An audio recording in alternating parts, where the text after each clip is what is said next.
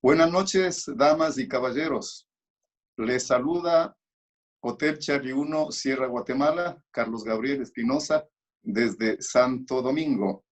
Quiero públicamente a todo el grupo de profesores del curso técnico de radioaficionados HC Online por aceptar, dar y planificar este curso técnico en beneficio de los colegas radioaficionados generales, técnicos y aspirantes del país. De igual manera, de otros países. Sin ustedes, señores profesores y estudiantes, no habría sido posible cristalizar esta idea.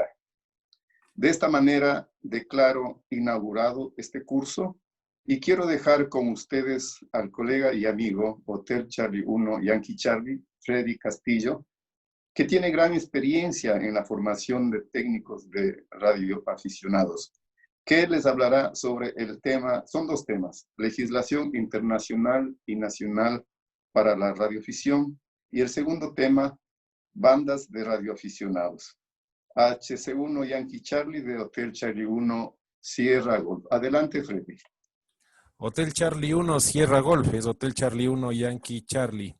Gracias, estimado Carlos. Colegas y amigos, gracias por recibirnos, por dejarnos entrar en sus casas y en sus mentes además. Vamos a iniciar pues probablemente con una de las partes más álgidas, de más letras, de menos dibujos, pero que es muy importante dentro de lo que es el hacer diario de los radioaficionados.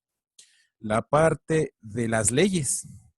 Pues acuérdense que en nuestra vida todo tiene que estar regido por las leyes, y aquí en la parte baja de la diapositiva que ustedes le ven, dice: el conocimiento de la ley no exime de culpa, que va a ser siempre importante. Vamos a tener siempre en cuenta las reglas de los radioaficionados, de las entidades que nos rigen, tanto a nivel mundial como a nivel ecuatoriano. Ahí tenemos pues, hemos puesto dos títulos de dos instituciones. La primera dice Unión Internacional de Telecomunicaciones y la otra dice Unión Internacional de Radioaficionados.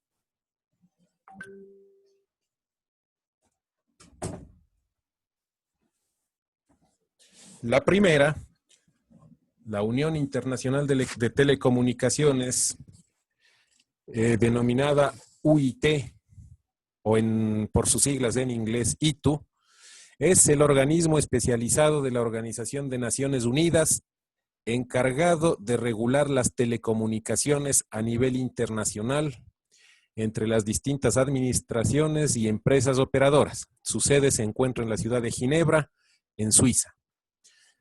A nivel nacional, en cambio, en el Ecuador, el administrador y regulador del espectro radioeléctrico es la ARCOTEL, Agencia de Regulación y Control de las Telecomunicaciones. Cuando ustedes sigan leyendo, sigan empapándose, sigan investigando más, van a encontrar también esta otra entidad, que es la Unión Internacional de Radioaficionados, conocido por sus siglas en inglés como la IARU, International Amateur Radio Union. Este es el organismo que agrupa y representa a todos los radioaficionados del mundo a través de sociedades representativas en cada país, para velar por los intereses de la radioafición en las conferencias internacionales de telecomunicaciones. Además, promueve, coordina, fomenta, protege e impulsa la... ¿Por qué hemos iniciado con el asunto de legislación? Como ustedes saben, como ustedes vieron ya, la Unión Internacional de Telecomunicaciones es quien maneja la política de telecomunicaciones a nivel mundial, y es ella quien define qué es la radioafición. Esto se encuentra en el capítulo 1, Terminología y Características Técnicas, en el artículo 1, términos y definiciones del reglamento de radiocomunicaciones de la UIT. Vamos a ver las definiciones. Dice, servicio de aficionados. ¿Qué es el servicio de aficionados? Es el servicio de radiocomunicación que tiene por objeto la instrucción individual, la intercomunicación y los estudios técnicos efectuados por aficionados. ¿Qué quiere decir esto de aficionados? Personas debidamente autorizadas por la legislación de cada país que se interesan en la radiotecnia con carácter exclusivamente personal, básicamente de estudio, y sin fines de lucro. No podemos lucrarnos de las transmisiones que hagamos a través de las redes de radioaficionados. También tenemos en ese mismo artículo la definición del servicio de aficionados por satélite. Dice servicio de radiocomunicación que utiliza estaciones espaciales situadas en satélites de la Tierra para los mismos fines que el servicio anterior, que el servicio de radioaficionados. Como ven ustedes, por eso tratamos y pensamos que sería buena idea iniciar con el asunto de legislación. En el mismo documento, en el reglamento de radiocomunicaciones, en el capítulo 6, dice disposiciones relativas a los servicios y estaciones. En primer lugar, vamos a ver algunas disposiciones relativas al servicio de aficionados. ¿Qué nos permite? Dice, se permitirán radiocomunicaciones entre estaciones de aficionado de distintos países a menos que la administración de cualquiera de los países interesados notifique su oposición. Tenemos varios casos, como por ejemplo Corea del Norte, que no permiten el intercambio de comunicaciones con los países de fuera y algunos otros que se encuentran en regímenes parecidos. La transmisión entre estaciones de aficionado de países distintos se limitarán a las comunicaciones relativas al objeto del servicio de aficionados, como se define en el número 1.56, y a las observaciones de carácter puramente personal. Básicamente se debería trabajar en las conversaciones respecto al propio sistema de radioaficionados. No se codificarán las transmisiones, no debe haber códigos entre las transmisiones entre estaciones de aficionados de distintos países para ocultar su significado, salvo las señales de control intercambiadas entre las estaciones terrenas de control y las estaciones espaciales del servicio de aficionados por satélite. Sin embargo, amigos, a nivel de radioaficionados utilizamos mucho lo que es el asunto de códigos, especialmente del código Q, pero resulta que ese código Q es un código universal, es un código que se lo emplea a nivel mundial y que se conoce su significado, ¿no es cierto? Y al ser de significado conocido estaría permitido porque no estamos ocultando, no estamos realizando ocultamiento de la información. Otro artículo más nos dice, las estaciones de aficionados se pueden utilizar para transmitir comunicaciones internacionales en nombre de terceros solo en situaciones de emergencia o de socorro en caso de desastre. Una administración puede determinar la aplicabilidad de esta disposición para las estaciones de aficionado que se encuentran bajo su jurisdicción. Cuando hablamos de una administración, estamos hablando de quién administra el espectro radioeléctrico a nivel del país. Repito, acá en el Ecuador, la Agencia de Regulación y Control de Telecomunicaciones. Puede existir comunicaciones para terceros solo en situaciones de emergencia. Recuerdo muchas gestas de los radioaficionados, por ejemplo, gente del Quito Radio Club, desplazándose en el terremoto de México de 1986, me parece que fue, ¿no es cierto?, en las que se anunciaba o se daba a conocer el número de muertos, se trataba de contactar con las familias de los heridos, una labor muy loable de los colegas, y así por cientos de gestas que el tiempo no nos alcanza al momento para poder recordarlas y comentarles todas. Otro artículo más, 25.5, nos dice, las administraciones determinarán si es necesario o no que una persona que solicite la licencia de operar estación de aficionado tenga que demostrar su aptitud para el envío y recepción de textos en señales de código Morse. En el Ecuador, ya no se necesita aprobar el examen de código Morse. Ahí clarito lo dice, cada administración determinará si es necesario o no. En el país, como digo, pues en el Ecuador ya no se necesita rendir el examen de telegrafía para el ascenso de categoría que nos tocaba antes a los radioaficionados novatos. hoy llamados técnicos. Las administraciones comprobarán la capacidad operativa y técnica de toda persona que desee operar una estación de aficionados.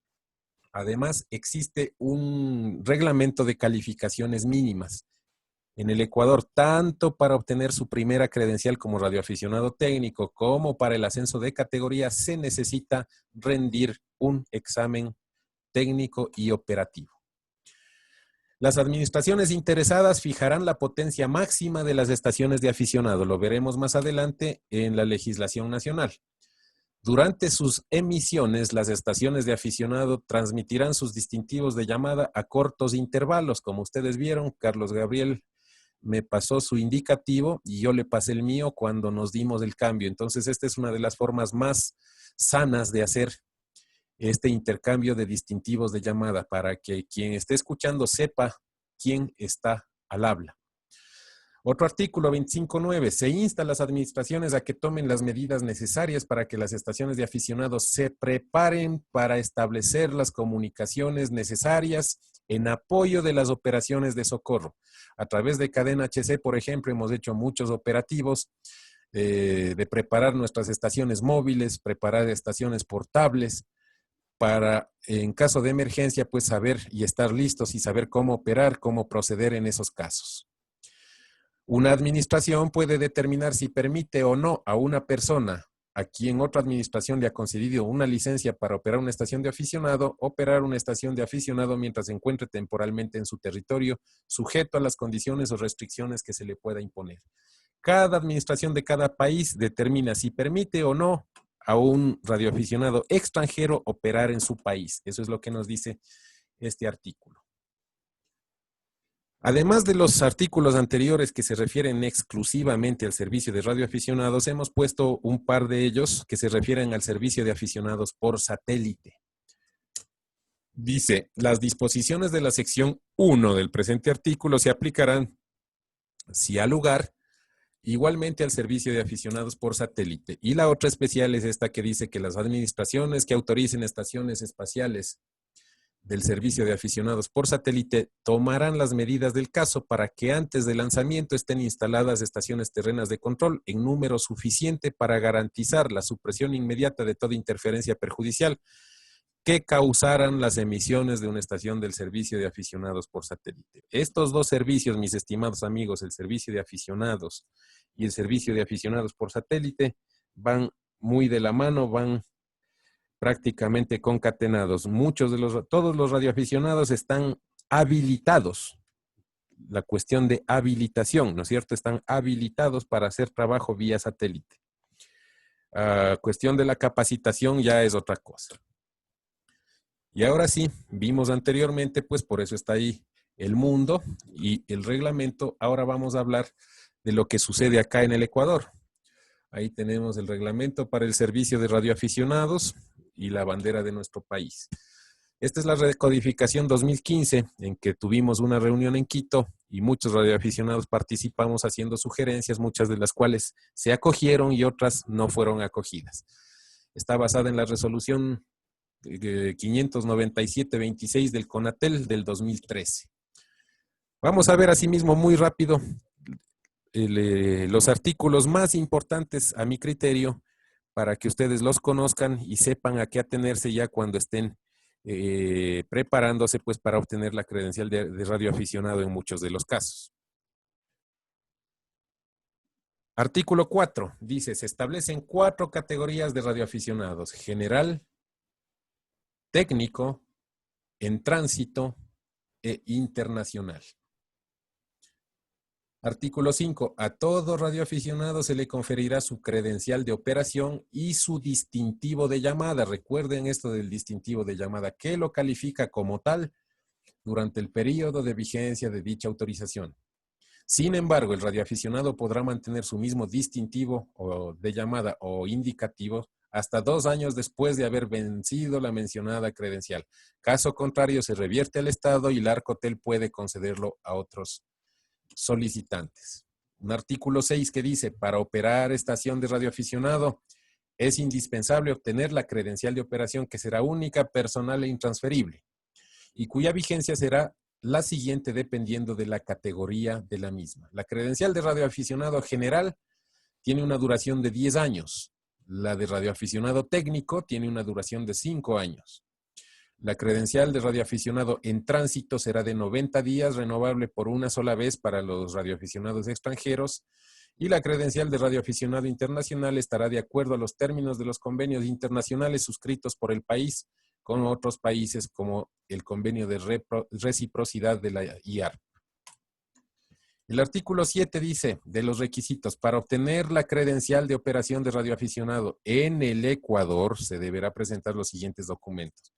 Para ciudadanos ecuatorianos, solicitud escrita dirigida al director ejecutivo de Arcotel. Formulario RC7A disponible en la página de Arcotel. Copias de la cédula de identidad y certificado de votación. Catálogo de características técnicas de sus equipos. Rendir y aprobar exámenes técnico-operacionales de radiocomunicaciones y una foto tipo carnet digitalizada en formato electrónico. En el caso de que el aspirante fuera menor de edad, necesita una declaración juramentada de que el representante legal se hace cargo de los daños que pudiera ocasionar el uso de la estación por el menor de edad. En el caso de los ciudadanos extranjeros, a esta documentación se le agrega o se debe agregarle una carta indicando para qué solicita ser radioaficionado, una carta motivada. Aquí tenemos un buen ejemplo, mi amigo Franklin Salcedo, que está todavía, no sé, pues ya nos comentará Franklin en el chat qué es lo que ha sucedido con esa carta, con esas situaciones. Vamos adelante. Artículo 11 dice, del entrenamiento y los exámenes. Ahí va la cosa. Los aspirantes deben cumplir con los requisitos de capacitación y la aprobación de exámenes de acuerdo al siguiente detalle. 1. El aspirante radioaficionado se capacitará en radiotecnia y reglamentación en forma individual o por medio de las organizaciones de radioaficionados reconocidos por la Arcotel para poder rendir las pruebas de admisión ante el tribunal previo a la obtención de su credencial de operación. 2. Los exámenes para las diferentes categorías se rendirán en Arcotel ubicada en Quito o en las regionales de Guayaquil y Cuenca ante 2 representantes del Arcotel nombrados para el efecto. A solicitud de los radioclubes, los representantes de Arcotel podrán trasladarse al local de los radioclubes siempre que el número de aspirantes sea mayor a 10 personas. Arcotel fijará la fecha y hora con 30 días de anticipación. El radioclub puede designar un delegado para los exámenes, el mismo que puede presentar sus observaciones al Arcotel. Los representantes de Arcotel presentarán un informe a la misma sobre el resultado del examen. La copia del mismo se entregará al radioclub correspondiente. Las preguntas que consten en el examen se tomarán de un banco de 100 preguntas elaboradas por el Arcotel que será de conocimiento público. Tenemos un banco de preguntas en la página de Arcotel. Las preguntas para el examen teórico de la categoría técnico serán concernientes a reglamentación y operación de estaciones. Para el examen teórico y práctico de la categoría general, se incluirán además preguntas sobre aspectos técnicos de la radiocomunicación y propagación. Además de los requisitos del examen de la categoría general, se incluirán aspectos de comunicación satelital de radioaficionados y modos digitales. 9. Para aprobar los exámenes se requerirá como mínimo una nota promedio mayor o igual al 60% del máximo que se establezca. 6/10. Y 10, en caso de reprobar el examen, se tendrá la oportunidad de rendir un nuevo examen dentro del plazo de 30 días, el mismo que tendrá lugar en las oficinas de Arcotel en la ciudad de Quito o en las regionales. Se aceptará la solicitud del examen después de 3 meses de la última reprobación. Si no aprobase nuevamente, se archivará la documentación y podrá presentarse a rendir otro examen una vez transcurridos 3 meses. Ustedes ven aquí, pues, estimados amigos, colegas, que dentro de las categorías de radioaficionados, pues ahora tenemos la denominación de radioaficionado técnico para lo que antes denominábamos o se denominaba en el Ecuador el radioaficionado novato. Entiendo que en otros países también hay características muy parecidas. En Venezuela, por ejemplo, donde tenemos algunos colegas que están escuchándonos por aquí, entiendo que tienen la categoría YB, Yankee Víctor, para los radioaficionados generales, y la categoría Yankee Yankee me parece que es para los radioaficionados de categoría novata. Bueno, la siguiente dice, artículo 12. Para el cambio de categoría, ¿qué se necesita para ascender de radioaficionado técnico, antes llamado novato, a general? Primero, haber operado como radioaficionado técnico por un mínimo de 2 años. Rendir y aprobar el examen teórico práctico en equipos HF y VHF, así como conocimientos de la calidad de emisión y recepción de la estación, para lo cual los exámenes podrán tomarse en las instalaciones de Arcotel o de los radioclubes solicitantes.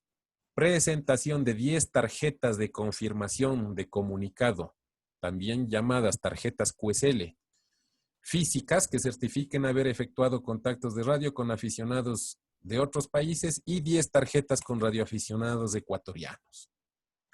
Artículo 20 nos dice el radioaficionado deberá llevar el libro de registro de contactos en las bandas de HF, en el cual constarán obligatoriamente los siguientes datos: día, mes y año del contacto, comienzo en la hora UTC o local de cada contacto, frecuencia en la que se establece comunicación, los distintivos de la estación con la cual se hizo el contacto, el reporte de la calidad de señal, el tipo de emisión y la ubicación de la estación con la que se hizo el contacto.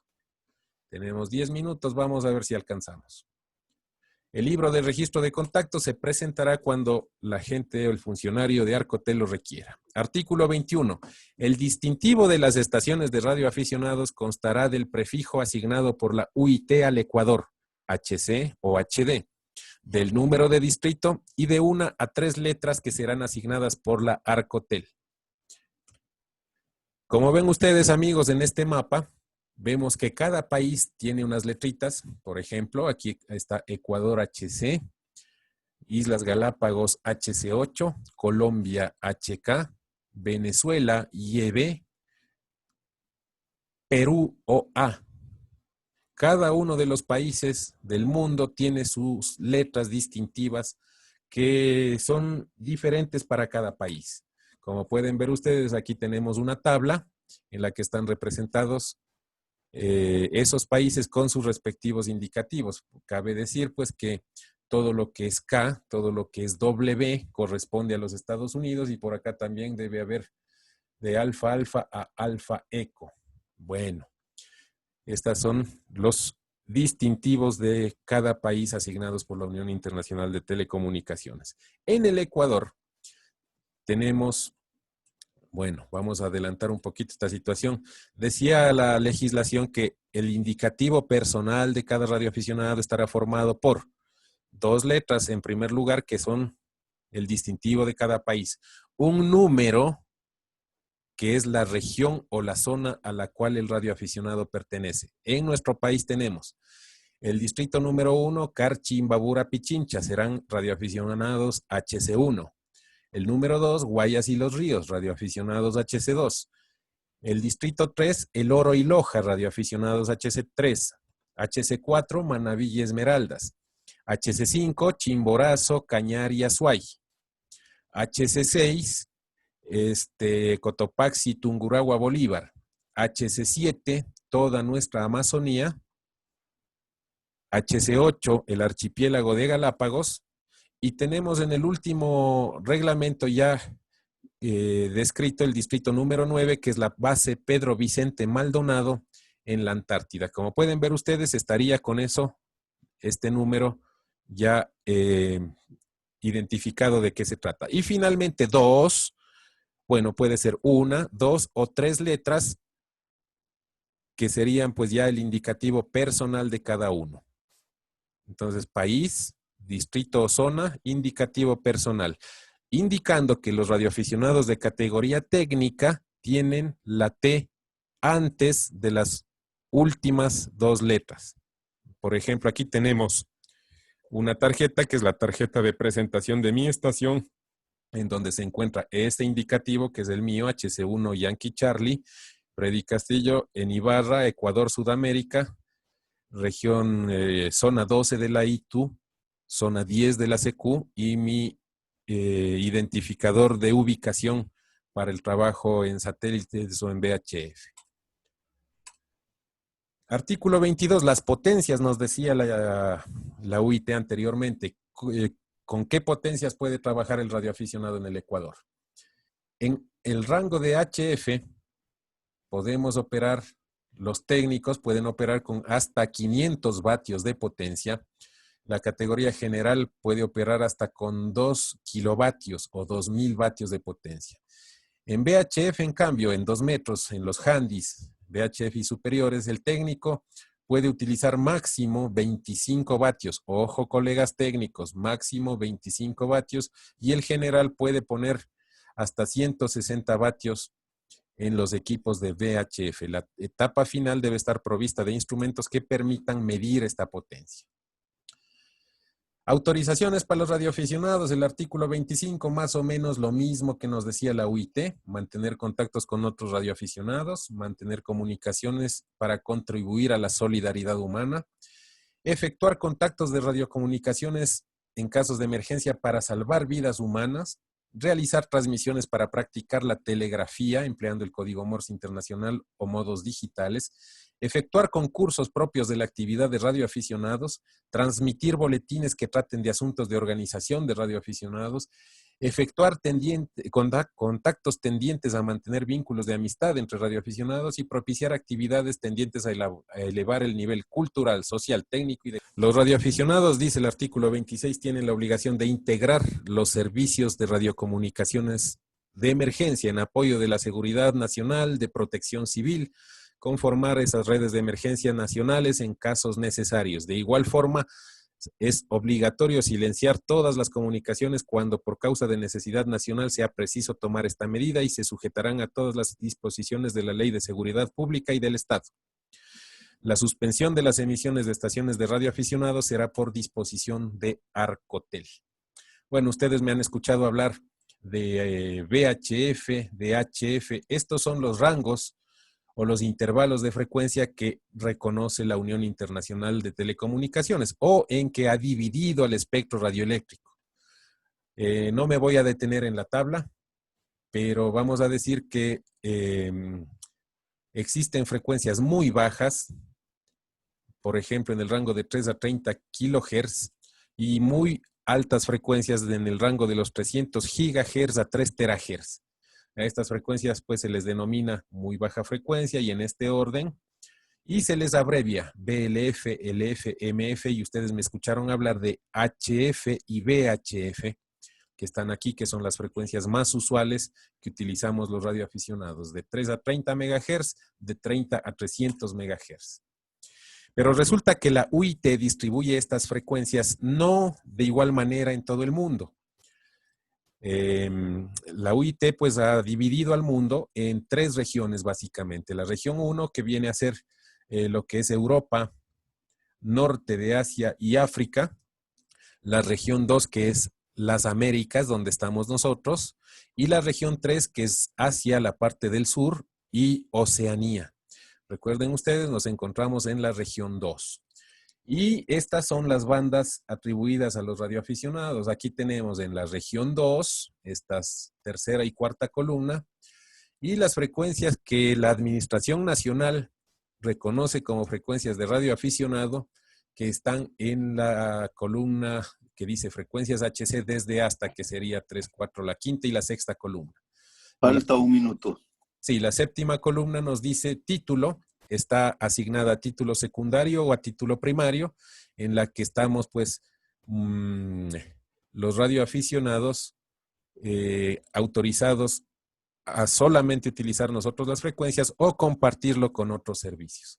Mis estimados amigos, lastimosamente por el ruido no se pudo hacer un poco más de hincapié en el asunto. Esperemos que el día de mañana, pues ya con un poco más de experiencia, también ustedes nos ayuden, nos colaboren cerrando sus micrófonos. Buenas noches, gracias, y cualquier inquietud pues la estaremos resolviendo directamente sobre el chat. Ahí me escucharán las respuestas que ustedes planteen.